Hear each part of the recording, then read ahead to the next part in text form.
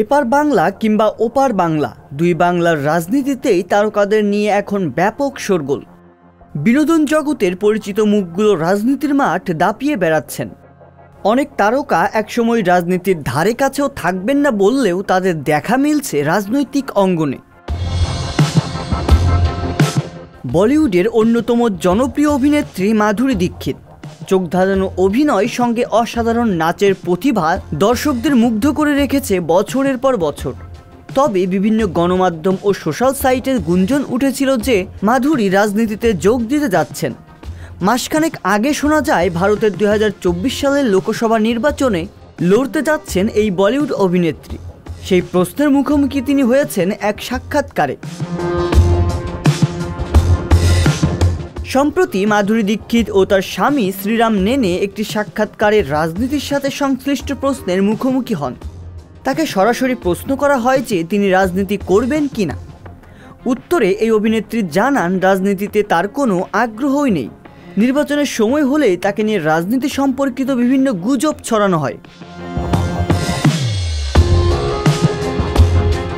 সাক্ষাৎকারে মাধুরীর স্বামী ডাক্তার শ্রীরাম নেনে বলেন তারা সকলকেই সমর্থন করেন, তারা নিরপেক্ষ, কেউ ভালো করলে তাকে সমর্থন করতেও বলেন তিনি। গেল বছর গণেশ পূজার সময় কেন্দ্রীয় স্বরাষ্ট্রমন্ত্রী অমিত শাহ মুম্বাই আসেন। তারপর থেকেই একথা ছড়িয়ে যায় যে মাধুরী দীক্ষিত এবার রাজনীতিতে পা দিতে চলেছেন। অভিনেত্রী যদিও এটাকে নিছক গুজব বলেছেন, তিনি সবাইকে এও অনুরোধ করেন যে তাকে নিয়ে এই গুজব ছড়ানো যেন বন্ধ করা হয়। অভিনেতা অভিনেত্রীদের রাজনীতির মাঠে প্রবেশের হার বেশ বেড়েছে। চলচ্চিত্রাঙ্গন ছেড়ে রাজনীতির মাঠে থিতু হতে চাওয়ার মতো ঘটনাও কম ঘটে না।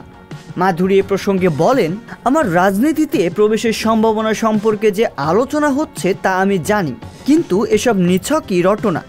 কোনো রাজনৈতিক দলের হয়ে ভোটে লড়ার কোনো রকম ইচ্ছাই আমার নেই।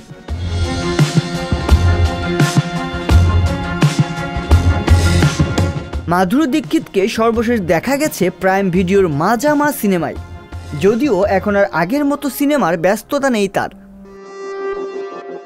আলোচিত অভিনেতা রুদ্রনীল ঘোষ, যশ দাশগুপ্ত, হিরণ চট্টোপাধ্যায়, অভিনেত্রী শ্রাবন্তী, পায়েল সরকার, রূপাঞ্জনা মিত্র, সায়ন্তী ঘোষ সহ অনেকে ইতিমধ্যে ভারতের রাজনীতিতে থিতু হয়েছেন। আর অনেক ঘটা করে বিজেপি দলে টেনেছিল এমএলএ ফাটাকেস্ট খ্যাত অভিনেতা মিঠুন চক্রবর্তীকে।